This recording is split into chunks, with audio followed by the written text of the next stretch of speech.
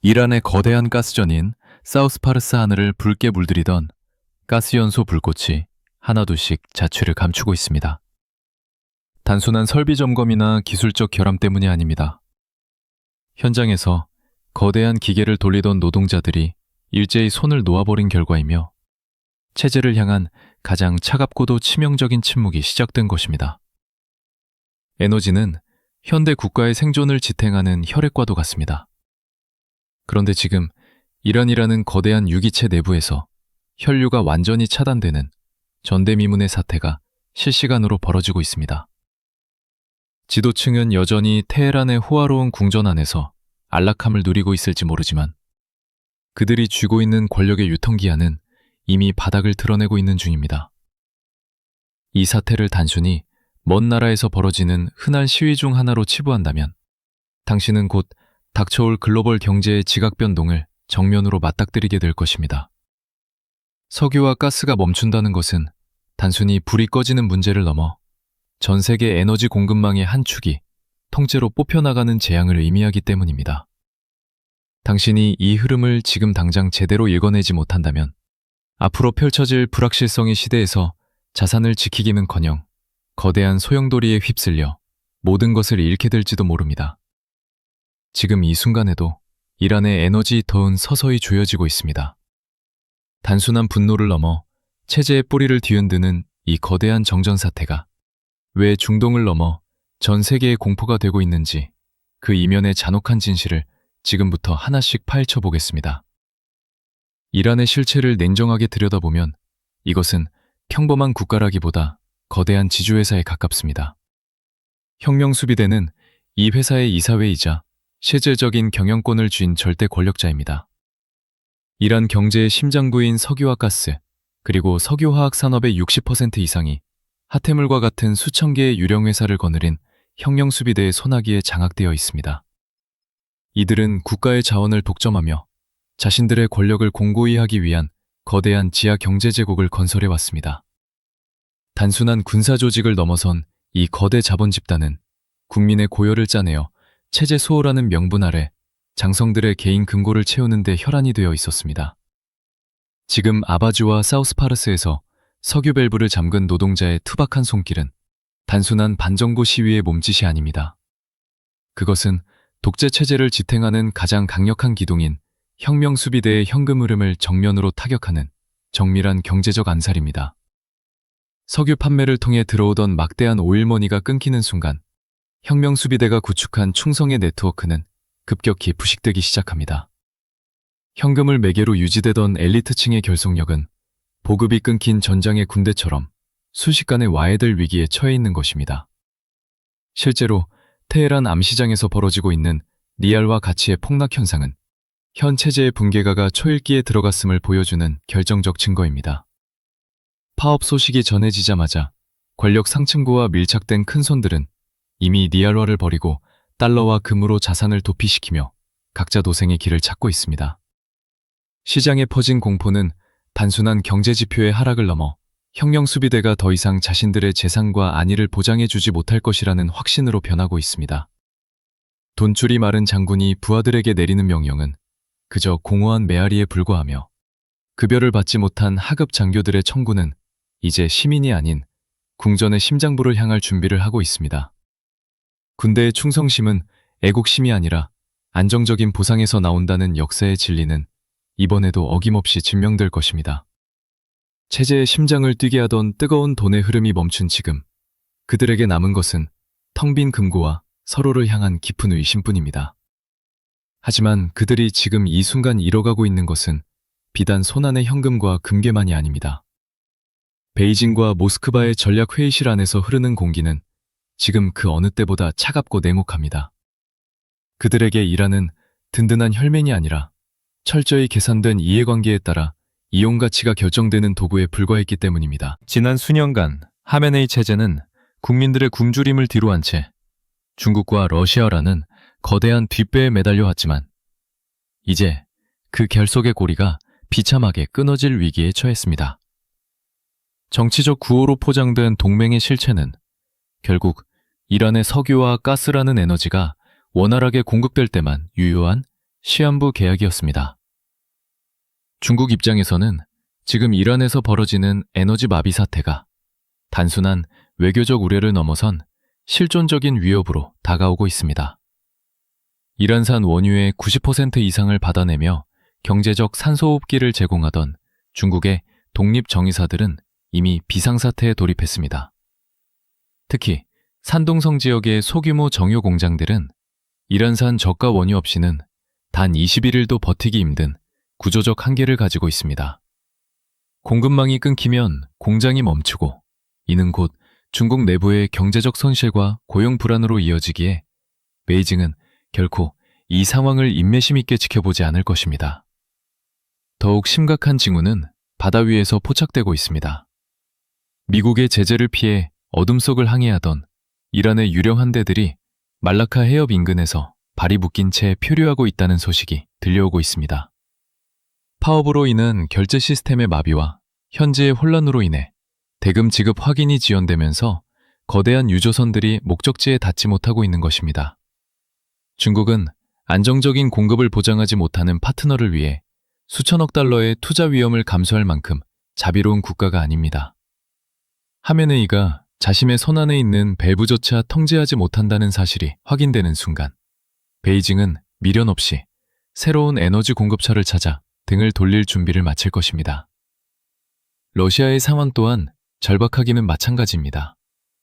푸틴은 우크라이나 전쟁의 물자를 조달하고 서방의 제재를 우회하기 위해 이란을 남북 수송회랑의 핵심 통로로 활용해왔습니다. 하지만 이란 내부의 철도와 도로가 마비되고 에너지 부족으로 물류 시스템이 붕괴되면서 러시아의 전략적 생명선에 거대한 구멍이 뚫렸습니다.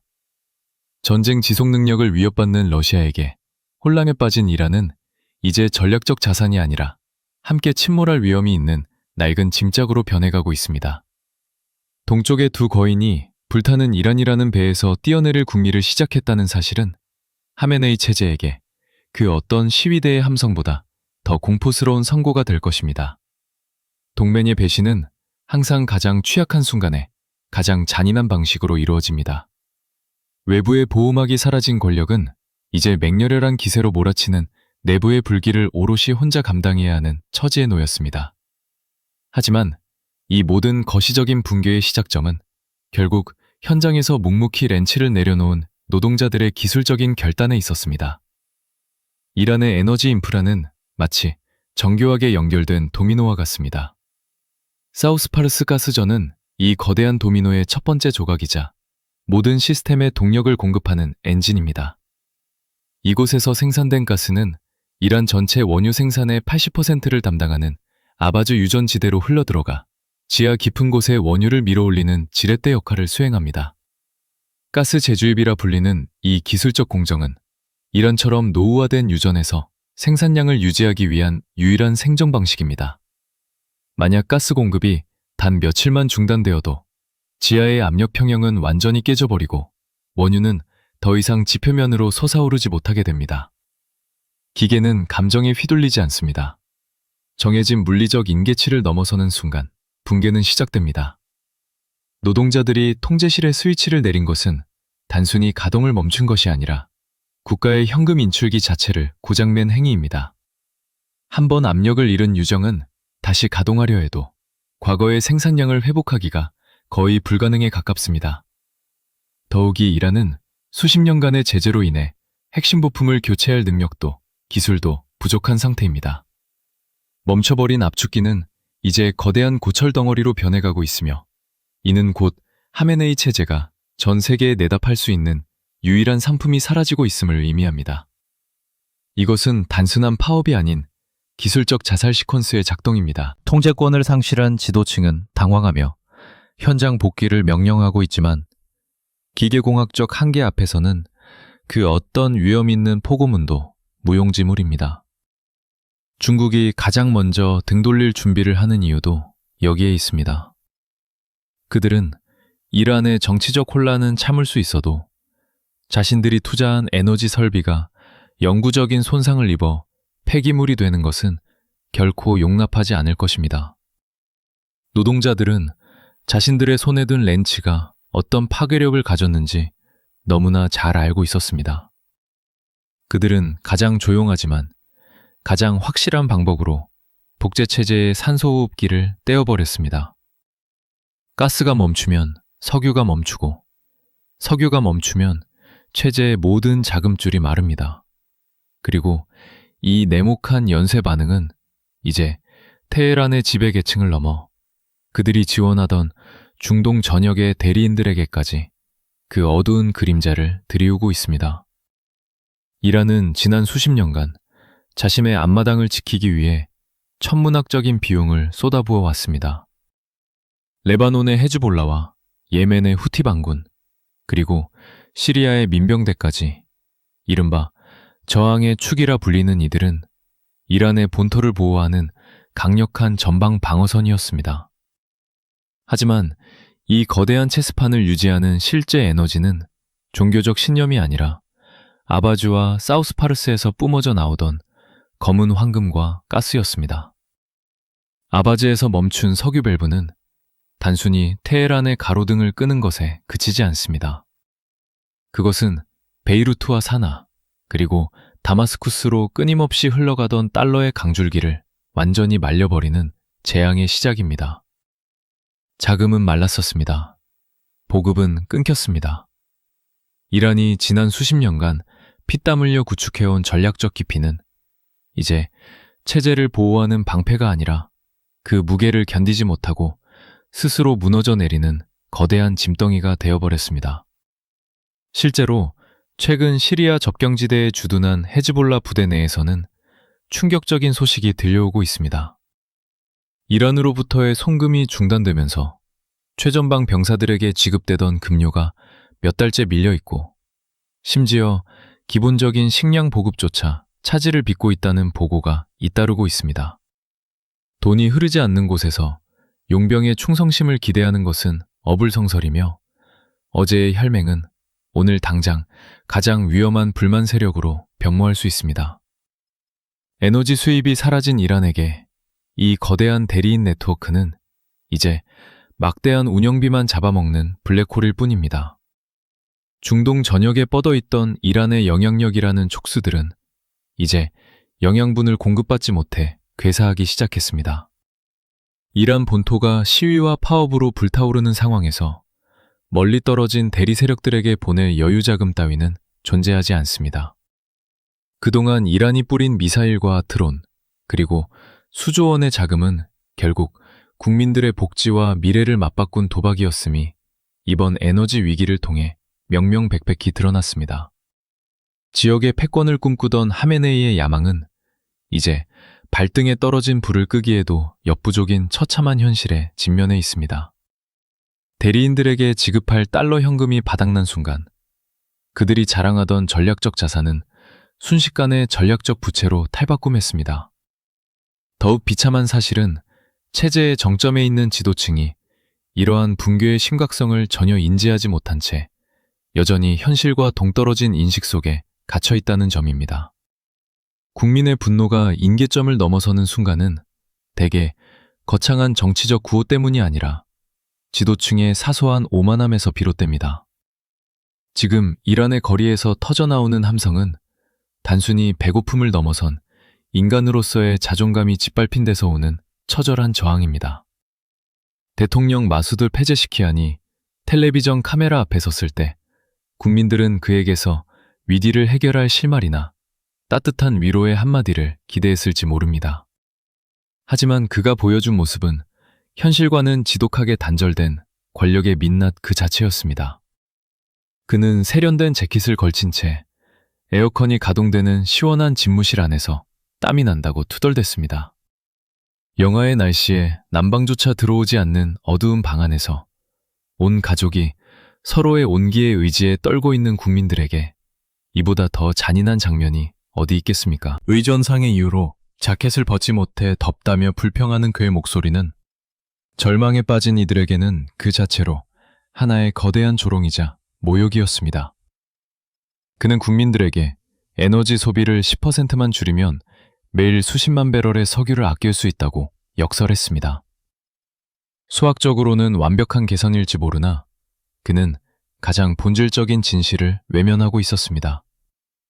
이미 국민들은 아껴야 할 10%조차 남아있지 않은 극한의 결핍 상태에 내몰려 있다는 사실입니다.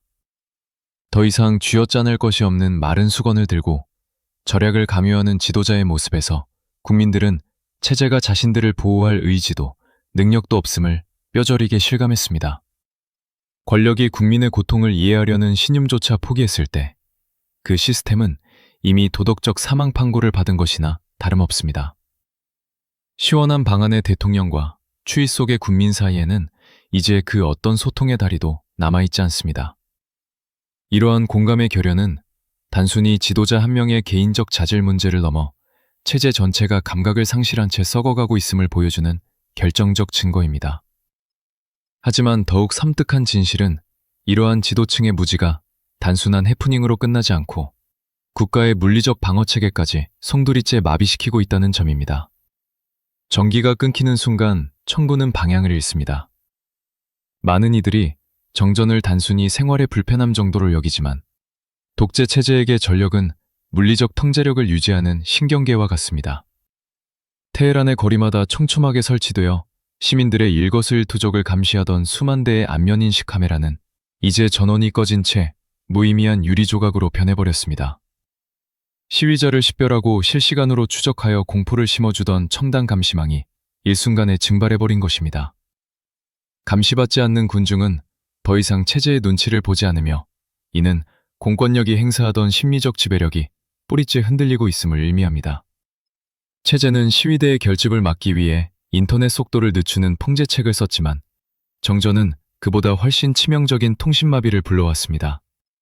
전국 곳곳의 통신기지국들이 전력 공급 중단으로 하나둘씩 가동을 멈추면서 혁명수비대 지휘부와 현장부대 사이의 연락망이 완전히 단절되었습니다. 현장에 투입된 하급 경찰과 군인들은 상부의 구체적인 지시를 받지 못한 채 분노한 군중 앞에 고립되어 극도의 심리적 압박감을 느끼고 있습니다. 지휘체계가 무너진 군대는 더 이상 조직적인 무력이 아니라 무기를 든 개인들의 집단일 뿐이며 이들은 결국 자신의 안위를 위해 스스로 청구를 내리거나 현장을 이탈하는 선택을 내리기 시작했습니다. 사이버 방어체계와 핵심 국가 안보시설 역시 전력 공백이라는 치명적인 약점에 노출되었습니다. 거대한 데이터 센터와 군사 통제실의 서버를 시켜주던 냉각 시스템이 멈추는 순간 하드웨어는 과열되어 스스로 가동을 중단하게 됩니다. 외부의 적을 막기 위해 구축한 수십억 달러짜리 디지털 반격이 내부에서 발생한 에너지 위기 앞에 허무하게 무너지고 있는 것입니다. 눈과 귀가 멀어버린 권력은 이제 자신들이 휘두르던 폭력의 관성의 의지에 간신히 버티고 있지만 그 관성마저도 동력이 바닥나 멈추기 일보 직전입니다. 공포로 유지되던 질서가 무너지고 현장의 공권력이 물리적으로 무력화되는 이 장면은 역사의 대자비를 불러기기에 충분합니다. 철권 통치를 자랑하던 권력이 가장 기본적인 인프라 관리 실패로 인해 스스로 무장해제되는 이 역설적인 상황은 우리에게 매우 무거운 질문을 던집니다. 과연 이 혼란의 끝에 기다리고 있는 것은 새로운 시대의 서막일까요? 아니면 통제불능의 더 깊은 어둠일까요? 이 질문에 대한 실마리를 찾기 위해 우리는 이제 이란 역사의 가장 결정적인 분기점이었던 1979년의 기억을 소환해 보아야 합니다. 역사는 반복된다고 하지만 지금 이란에서 벌어지는 일은 과거와는 차원이 다른 파괴력을 품고 있습니다. 1979년 이슬람 혁명 당시 노동자들의 파업이 국왕의 퇴진을 이끌어내는 결정적 방아쇠였다는 점은 분명한 사실입니다. 하지만 그때의 사람들에게는 새로운 세상에 대한 구체적인 환상과 호메인이라는 명확한 대안, 그리고 혁명 이후의 삶에 대한 일말의 희망이 존재했습니다. 그들은 더 나은 미래를 건설한다는 확신이 있었기에 당장의 경제적 손실과 고통을 기꺼이 감내하며 체제를 전복시킬 수 있었던 것입니다. 지금 2026년의 이란 국민들에게는 더 이상 기대할 내일이 남아있지 않습니다. 이들을 움직이는 원동력은 고결한 이상이나 정치적 신념이 아니라 당장의 추위와 굶주림, 그리고 지배층의 위선에 대한 극에 달한 중후심입니다. 희망이 사라진 자리를 메운 것은 순도 100%의 파괴적인 분노이며 이것은 타협의 여지가 없는 가장 위험한 에너지원입니다. 과거 베네수엘라의 국영 석유 기업인 PDVSA가 무능과 부패로 무너졌을 때를 떠올려 보십시오. 정권이 전문 기술 인력을 내쫓고 충성파들로 현장을 채운 결과는 단 한 번의 조직적 저항만으로도 국가 전체가 영구적인 빈곤의 늪에 빠지는 참혹한 파산이었습니다. 현재 이란의 에너지 시설들 또한 숙련된 노동자들이 현장을 떠나고 노후화된 설비들이 비명을 지르며 베네수엘라의 전철을 그대로 밟고 있습니다. 1979년의 국왕은 막대한 외화 보유고와 국제적 지지라도 있었지만 지금의 하메네이에게는 텅 빈 금고와 산더미 같은 외채뿐입니다. 가장 믿었던 전략적 파트너인 중국과 러시아조차 침몰하는 배에서 뛰어내릴 궁리를 하는 상황에서 체제를 지탱할 물리적 수단은 사실상 전무합니다. 분노는 희망보다 훨씬 더 뜨겁고 날카롭게 타올라 정권이 세운 모든 심리적 방어선을 순식간에 녹여버리고 있습니다. 권력자가 자신의 보물창고를 여는 열쇠를 잃어버린 순간 그가 휘두르는 지휘봉은 그저 마른 나뭇가지에 불과할 뿐입니다. 테헤란의 궁전안을 밝히고 있는 마지막 등불이 언제 꺼질지는 이제 시간의 문제가 아닙니다. 그것은 거리로 쏟아져 나온 시민들의 분노가 얼마나 더 거세게 타오를 것인가, 그리고 그 열기가 언제쯤 궁전의 담벼락을 넘어설 것인가에 달려 있습니다. 이란의 운명을 결정지을 진정한 권력은 이제 총칼을 든 군인이 아니라 멈춰버린 정유소의 차가운 파이프라인을 움켜쥔 노동자와 국민들의 손안으로 완전히 넘어갔습니다. 이란의 꺼져가는 불꽃은 우리에게 명확한 메시지를 던지고 있습니다. 체제는 결코 영원할 수 없습니다. 국민의 기본적인 생존권을 외면하고 오로지 권력의 유지만을 위해 국가 자원을 무기화했던 독재의 시간은 이제 그 가혹한 대가를 치르며 종말을 향해 달려가고 있습니다. 정유소의 통제실을 장악한 것은 무력이 아니라 굶주린 국민들의 절박함이었으며 이 침묵의 시위는 그 어떤 미사일보다 강력한 파괴력으로 체제의 심장을 먹게 하고 있습니다. 단순한 정치적 격변을 넘어 에너지 공급망의 근간이 흔들리는 지금, 우리는 이전과는 전혀 다른 불확실성의 세상을 준비해야만 합니다. 위기는 절대로 예고 없이 찾아오지 않습니다. 이란발 공급 중간이 가져올 글로벌 유가 파동과 지정학적 도미노 현상은 단순히 먼 나라의 이야기가 아니라 여러분의 자산과 일상에 직접적인 타격을 입히는 실존적인 위협이 될 것입니다. 에너지 패권의 이동과 그로 인한 글로벌 동맹의 재편은 우리가 지난 수십 년간 당연하게 여겨왔던 경제적 상식들을 송두리째 뒤바꿔 놓을 준비를 마쳤습니다. 현명한 투자자이자 관찰자라면 이 거대한 혼돈 속에서 섣부른 기회를 찾기보다 먼저 다가올 위험의 크기를 냉정하고 객관적으로 계산해야 합니다. 변화의 파도는 이미 시작되었습니다.